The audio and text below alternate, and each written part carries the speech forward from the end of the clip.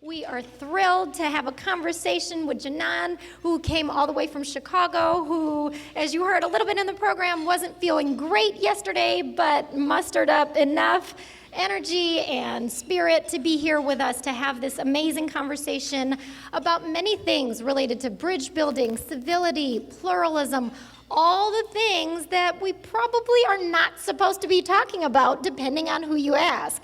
And as we lean into some of CCEJ's most important values around curiosity and imagination, I would love to start our conversation by expressing a curiosity.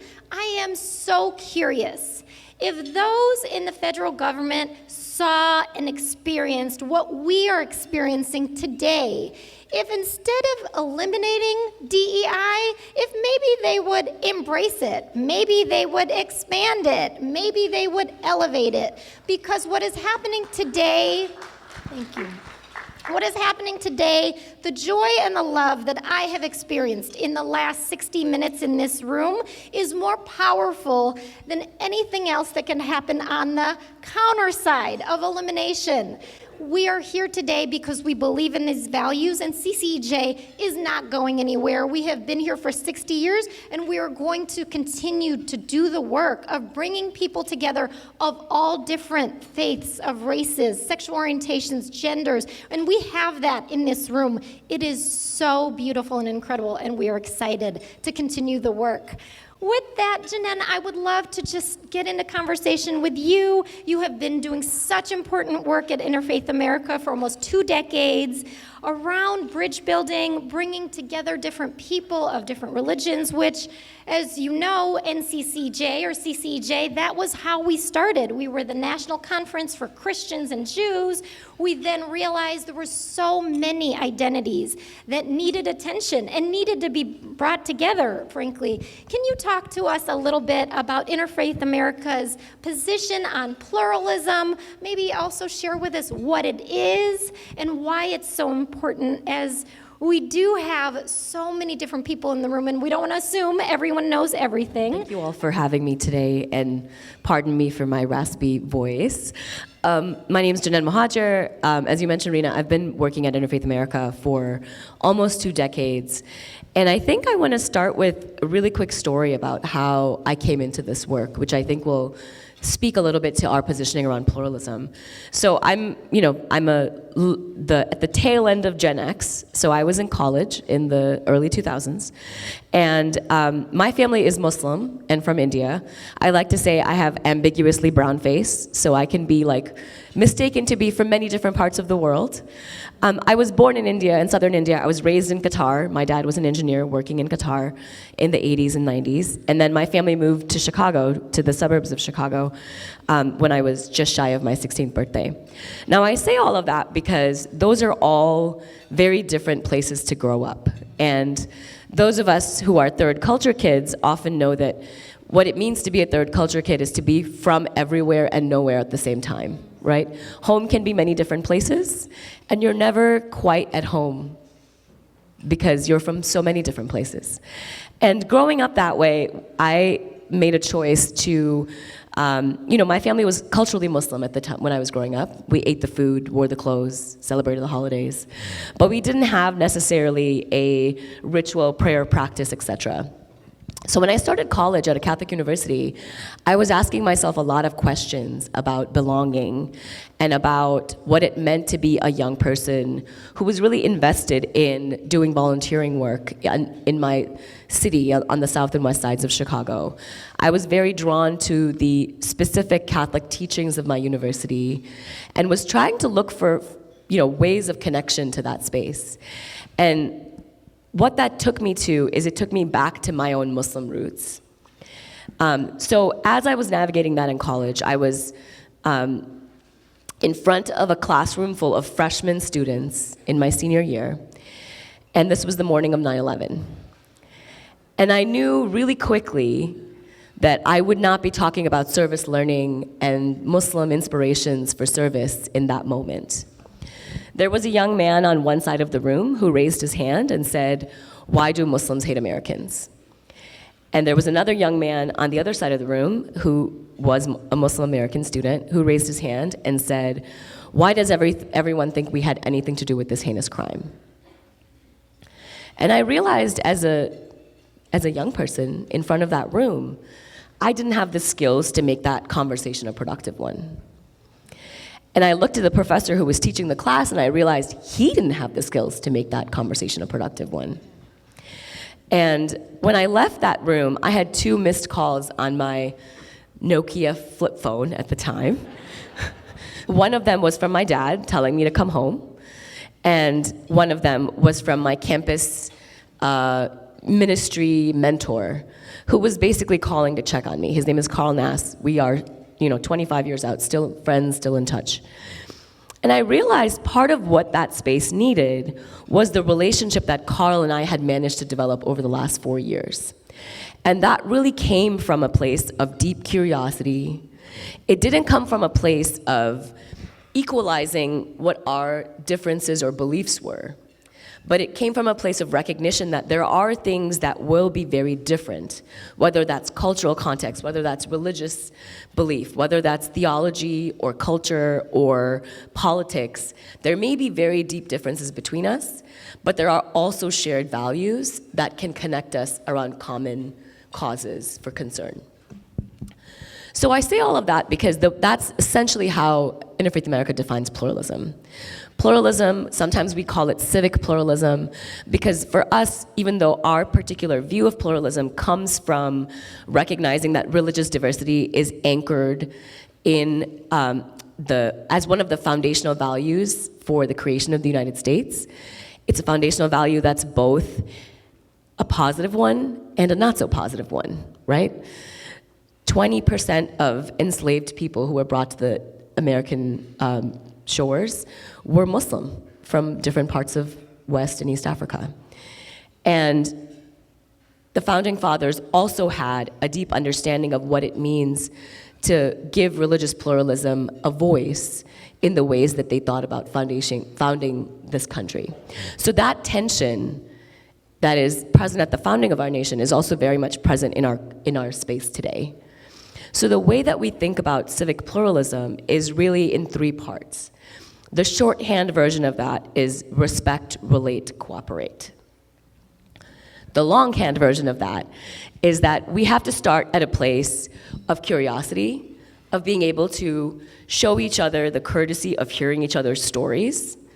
And it is very hard to disagree with somebody's story and experience.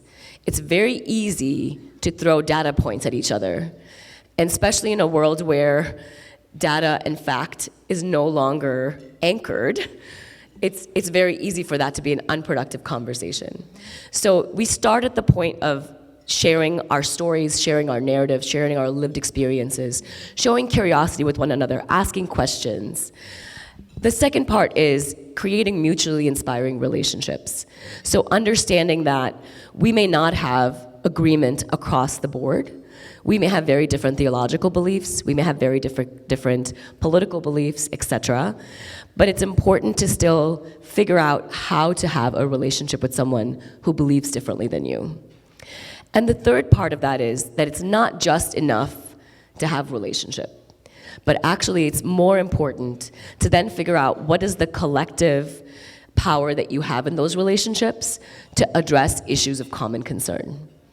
And how can you come together around literacy rates in your community, even if you disagree on another topic of concern? How can you come together around addressing the unhoused population and giving people dignified ways to live their life, even if you disagree on other issues of concern? So those are the 3 ways that we define pluralism that make up what pluralism looks like for us. Thank you so much. We could dig into each of those points and be here for the rest of the day, but unfortunately we don't get to. So I want to go back to something you just said about your own diversity. You have lived in different places, and similarly to you, I think I've shared with you before, my mother is Hindu, my father's Muslim, my mother grew up in India, my father grew up in East Africa, my son is at a Lutheran school, and as we speak, taking a test on the books and chapters of the New Testament, which I then had to learn to try to quiz him last night. right? And so I am in the middle of this diversity. You are in the middle of the diversity, right? I think we've also shared we have biracial children. My kid's father is black. Your kid's father is Palestinian, right? And so we've got diversity in our lives, right? But what happens for the person that doesn't have that diversity, isn't afforded it, isn't inherently in it? How do they learn? How do they become curious about something that they don't know or haven't seen or maybe don't have access to? Thank you for that question. We often come across that when we work with over 1,000 college campuses across the country. And sometimes some of those campuses are fairly homogenous communities. And one of the ways that we like to frame this work is that even if you are not living in this moment in a space where that diversity is very present, part of the responsibility for our communities is to prepare our generations to live in a very diverse world, which is the reality of our world, both in physical spaces, but also in online spaces, right? So my children, who are 13, 10, and 9, who will be very upset with me if I use any of their alpha language in my talk today, think it is like bizarro that we have to meet people only in person, right? For them, it's like the way that they engage the world is through their tablets and their phones. So the diversity is coming to you whether or not you want it, right? That's the reality of the world that we have. It's coming to you whether you want it or not. And are we preparing people to engage one another in those ways? I think one of the best ways to engage diversity or to engage the curiosity, if you don't have that present in your own sort of physical spaces, is to think about seeking out stories and narratives that are different from yours.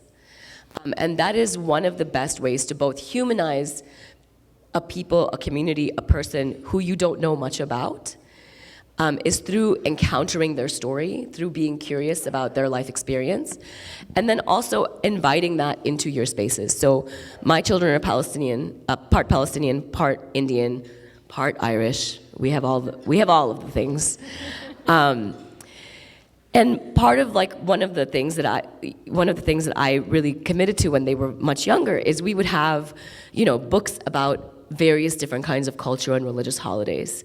So even if they didn't know somebody who was Jewish, or know somebody who was Hindu, or know somebody who was of another faith or cultural identity as them, they had some information and some story to anchor it in, so that when they met that person, they had something to reach back into their own experience to grab. Absolutely. Thank you. And those questions, just to put a plug in for our community connection cards that our amazing institutional transformation team developed, and the cards that are on your tables, this is a beautiful way to start conversations, right? Because this is about who Absolutely. we are, and it allows for these meaningful relationships.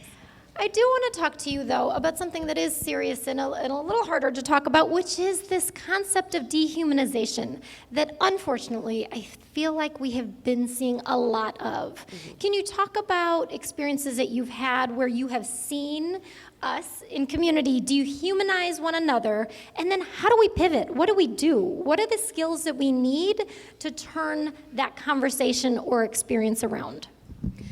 Yeah, thank you for that. I think one of the most important things so I'll frame this by saying, I think bridge building work, engagement work, interfaith work, whatever you want to call it, it gets a really bad rep. Because people think this is like the kumbaya, we're going to put our differences aside, we're just going to talk about the good stuff, we're going to talk about hummus and samosas, and that's what it's going to be. But in reality, engagement work or bridge building work is actually very hard to do, because you have to hold in tension your own convictions and beliefs and still show curiosity with someone that you may deeply disagree with. And that is actually much harder to do than it is to ignore those differences and pretend like they don't exist, right? What I have said specifically over the last 2 years very loudly, but for a long time, is that this can be exhausting work. And it's actually very important to do the self-work, to know where your own limits are, to know where your own red lines are so that you are able to tag in and out. This is a team sport, y'all. This is not an individual sport. This is a team sport. So you have to be able to say, like, right now, I can't do this. And that has to be okay. And someone else has to say, you know what, I got you. I will do this instead for however long you need me to. And when you're ready, you will tack back in. And it will be fine. We will figure it out. I don't think we should see that as a defeat.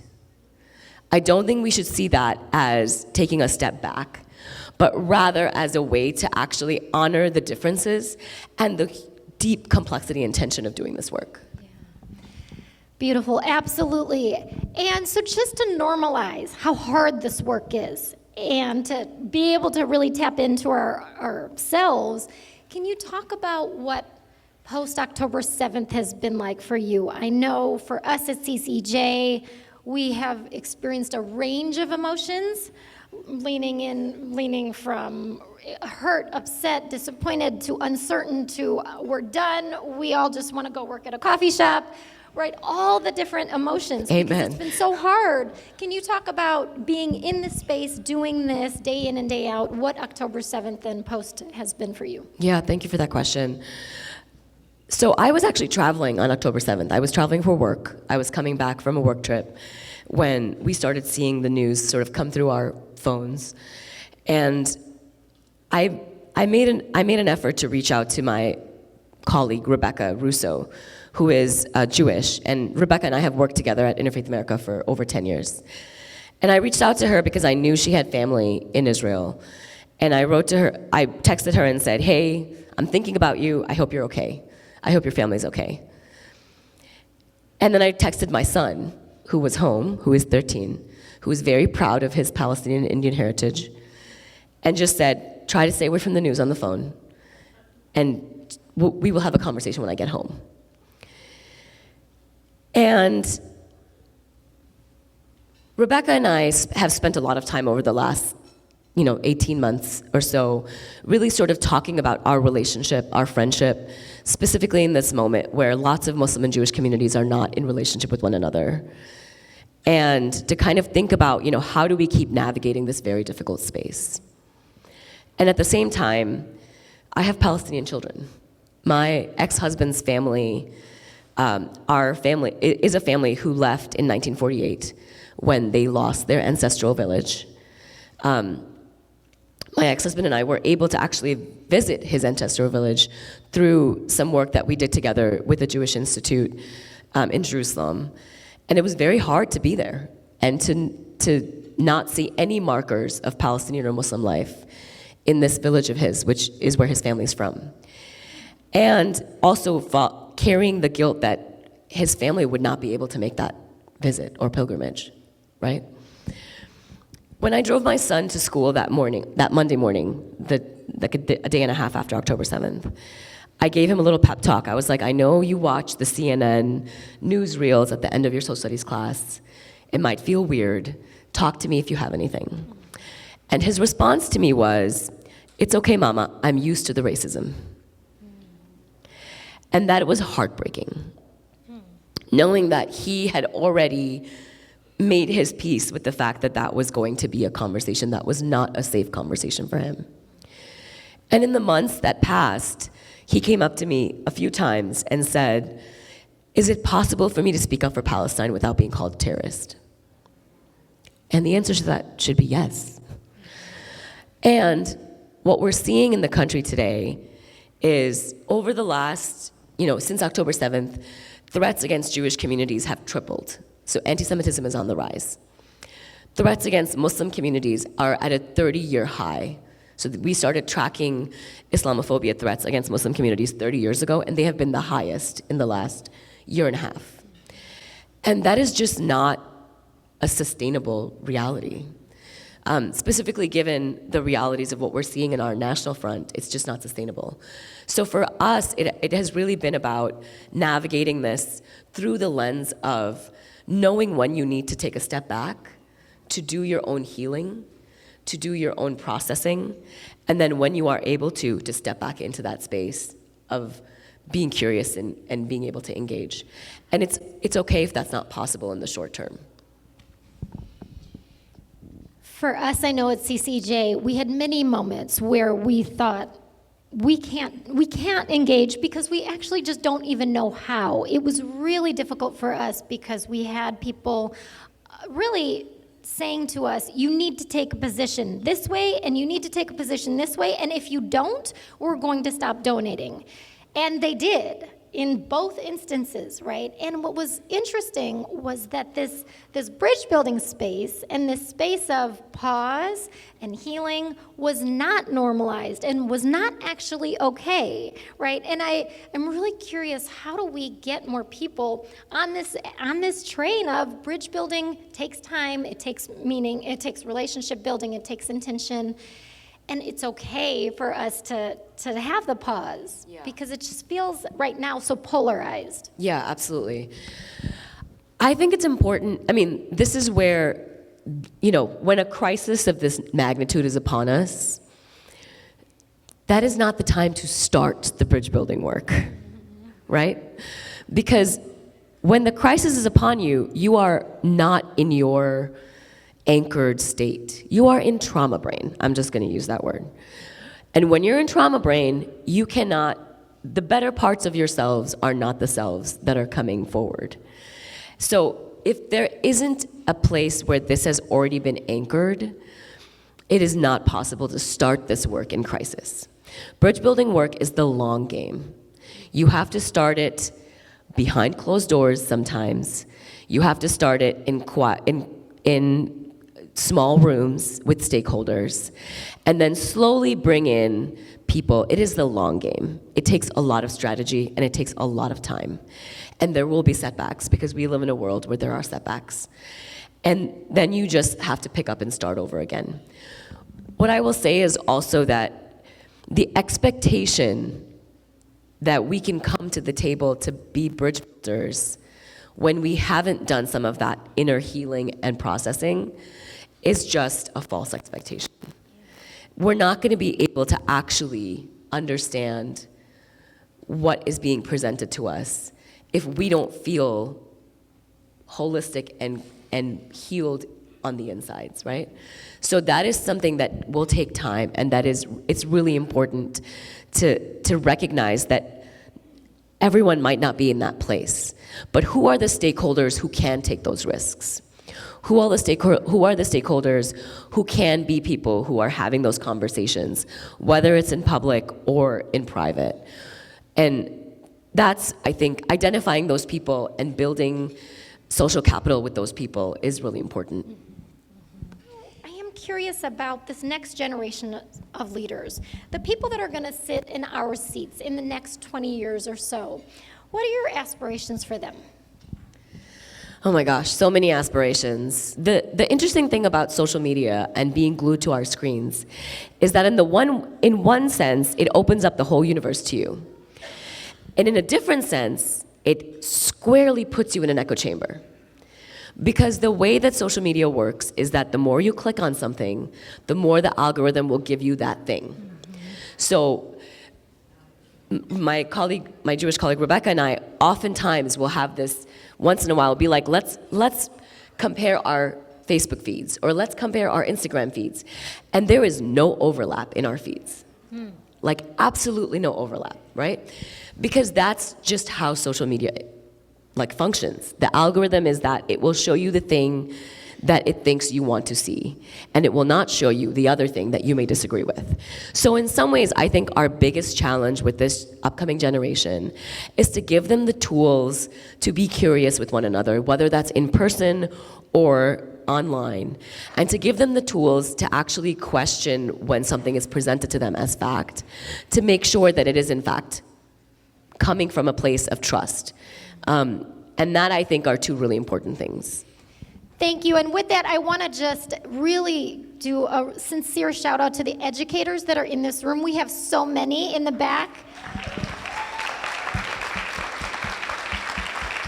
And they are doing that very thing, right? And we are so honored to be in community and in relationship with those educators that are saying to our young people, lean into curiosity, ask the questions, diversify your stories, your friendships, your experiences, and we know, like you said, we know the long-term effect and impact on that. So thank you so much for reminding us of that.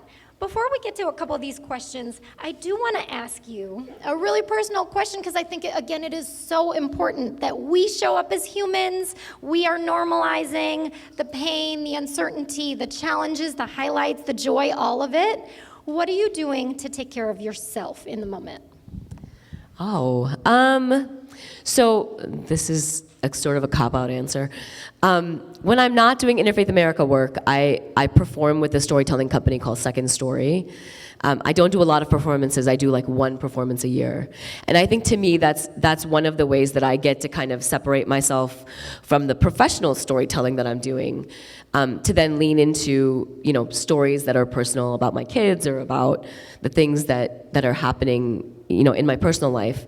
And it's a really values-based process for me, because it gives me the chance to actually think through and heal through things that are unresolved.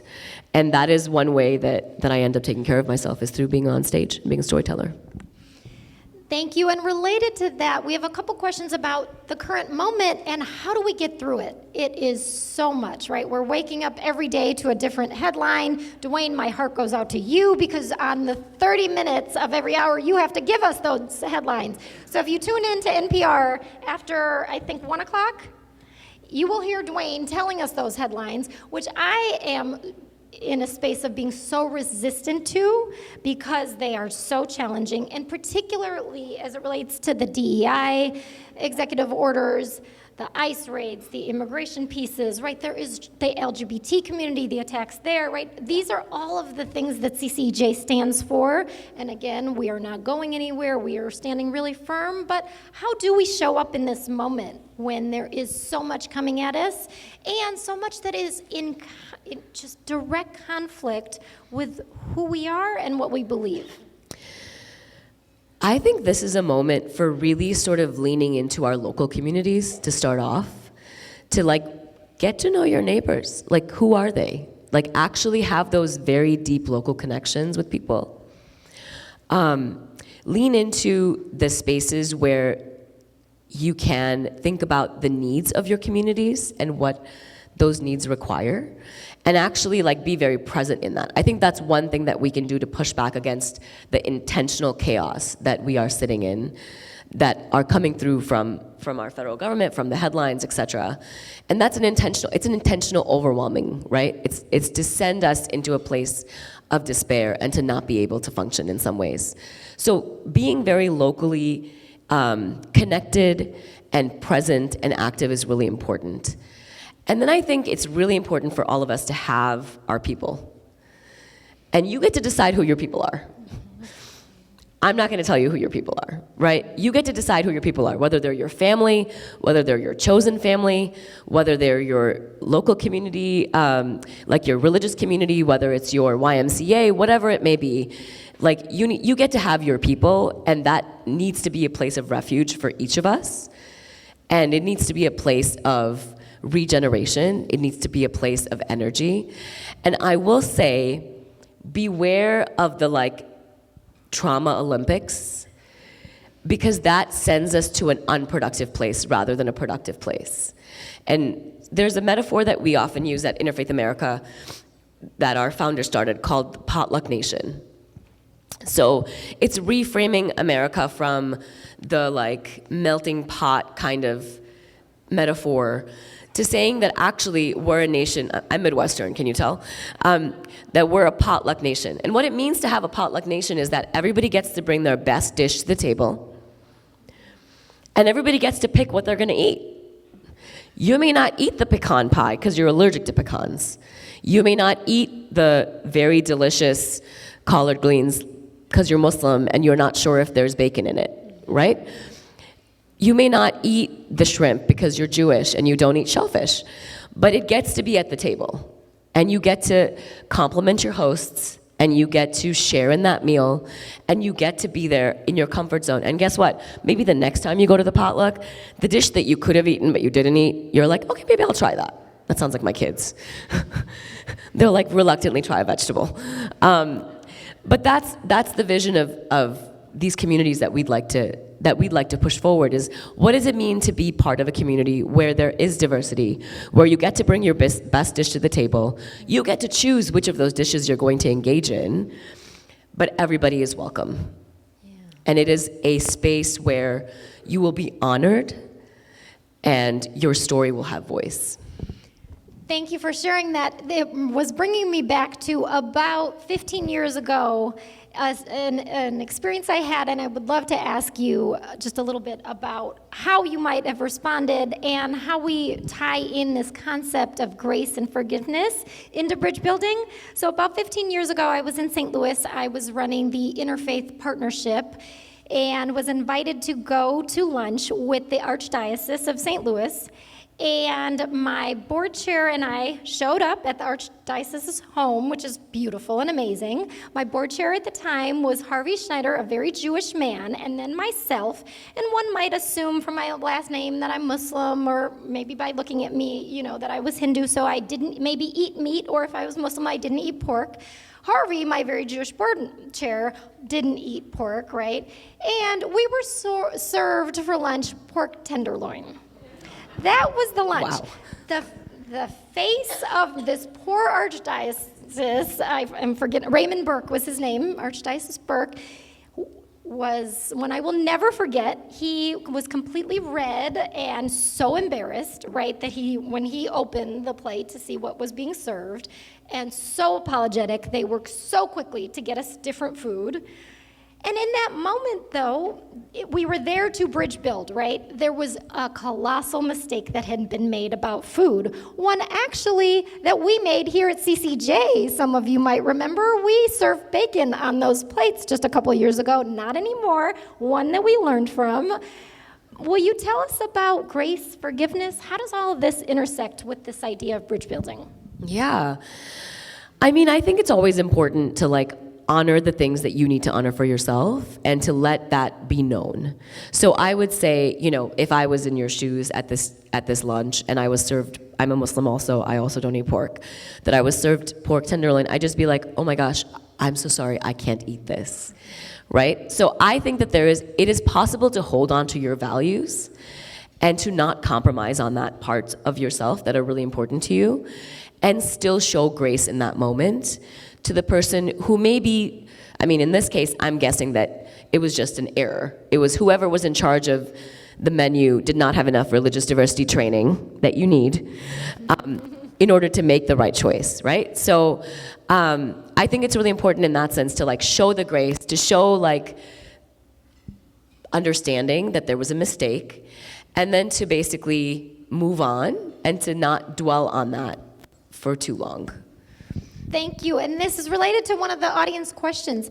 How can we combat discomfort when trying to speak up for ourselves? In that moment, while I was at lunch, maybe I was feeling really uncomfortable about the situation, but what do we do? How do I speak up? If you don't speak up for yourself, no one's going to speak up for you. So we have to be able to take control of our own narrative and our own needs. We can do that in ways that are inviting and are graceful.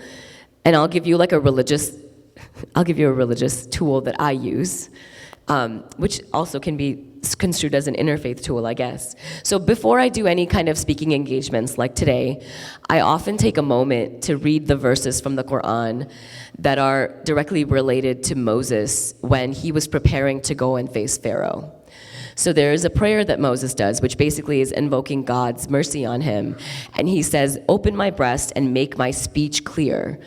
Because the understanding was that Moses had a bit of a speech impediment and sometimes would struggle with that. So he had these verses that are in the Quran that basically say, open my breast and make my speech clear so that those who are hearing me will hear what I intend. And I always read that prayer before I get on any kind of stage or microphone or whatever. And part of that is because it's a ritual that is important to me and to my religious sensibility, but it's also a way to put myself in the mind frame of how am I going to respond if something difficult is thrown at me. And I think that it's important to speak truth in those moments. I think that we can speak truth to each other with kindness, and that the person that you are pushing back against might be able to hear you more if that's the case. Taking a risk at the end of the thing. I'll tell a story. So I was, a few years ago, I was invited to speak at this modern Orthodox synagogue in Chicago. The rabbi and I were friends, so he asked me to come speak about my own experience of doing Muslim-Jewish work and also my experience of being in Jerusalem. So as I was having this conversation with him, I noticed that one of the Jewish aunties, she was an elder in the community, was getting very agitated, and I could tell she was very uncomfortable with what I was saying. And she comes up to me afterwards and says, you know, it sounds like you had a very thinly veiled criticism of Israel. And I said, oh, Auntie, it was a criticism of Israel. It's not veiled. But your rabbi invited me to do that. So I'm happy to have this conversation with you, but really you should speak to your rabbi, because he wanted to have this conversation that may have been uncomfortable to some of his congregants. And then we had a conversation with him, and we didn't agree on the things that she took issue with me saying, and that was okay. But it's possible to also diffuse that in a way that gives her the respect of being the elder of that community and still pushes back against the notion that I did something wrong by challenging her comfort. Thank you. And we probably just need to sit with that piece for a second, right? Sorry. Thank you. Thank you. Thank you. And so this is going to take us to our last audience question, but you have so kindly offered to stay and hang out with us today in the patio. So for those of you who had questions and they didn't get asked, please see Jenan out in the patio after this part concludes. But this last question about bridge building, for some people in the audience, they may have never heard the term bridge builder. Today might be the first time of learning of the concept, of the title. Can you talk a little bit about what anchors you as a bridge builder? Oh, that's super easy for me. It's my Muslim identity. So I think for me, Islam is really the reason why, that is the entry point for me into bridge building work, because that is a space where I feel very rooted in terms of my own convictions and beliefs. And I also recognize I live in a world that is majority not Muslim. So in order to be able to live as a citizen and to be present in public spaces, I have to be able to bridge with people who believe differently than me politically, culturally, religiously, etc. And that I think is very, for me, it's just part and parcel of my Muslim identity, and that's kind of where I root it. Thank you. So appreciating that answer. It is also making me think of the story about the auntie. It was bringing back to me something that I've said a couple times in over the last 2 years in particular, is that I might be the only non-Jewish identified person with a rabbi. I absolutely love the two rabbis that are in my life, and it is incredible to me, right, because what I think happens is that when we move beyond the labels and the barriers, we get to see humanity, right? Yeah. And we just get to show up for people in the most beautiful and touching way, and I think that's why we do this work, right? That's why we're here, and that's why we've been here, and we're gonna continue to be here. And so I thank you so much for sharing your wisdom. I want to just do a quick summary as we close this part. And again, reminding folks that we're going to be out in the patio for continued conversation and to be able to take some of the wisdom that you shared just now into our breakouts and throughout the rest of the day. So again, just thank you. Thank you. It has been such a pleasure to share the morning with you. We heard so many different pieces around tools in our toolbox, right? Do we have the tools? Do we have the skills to have really productive dialogue? I think this is such a critical question that we have to ask ourselves. And if people want to develop those skills, they should talk to CCEJ. They should talk to Interfaith America. They should talk to a number of organizations. New Ground is here in the audience today. There are so many great places that you can gain those skills, so thank you for that reminder. You talked about respect and cooperation. You talked to us about how we have to honor stories, how we have to engage in hearing, yes, data and stories. Both are so important. You talked to us a little bit about how we have to know our limits. We have to know who we are to engage in this really challenging and rewarding work. And then what I think the audience really responded to and loved hearing, that this is a team sport. And we are in this together, and we know that, we believe that to be true, and that is the only way. Is there anything else you would add as we conclude the morning, and you've heard all of the amazing, beautiful things that you told us? Anything else that you want to add? I'll just share a couplet that we often use at Interfaith America from the American poet Edwin Markham, who said, "He drew a circle that drew me out, heretic, rebel, a thing to flout. But love and I had the wit to win. We drew a circle that drew him in." And I think those few verses have been something that we have recited a lot at Interfaith America, specifically in the last few years. So I'm just really grateful for the large circles of inclusivity that you are drawing here. And thank you for including me in that. Absolutely. Thank you so much again, and thank you all for listening to this portion of the day.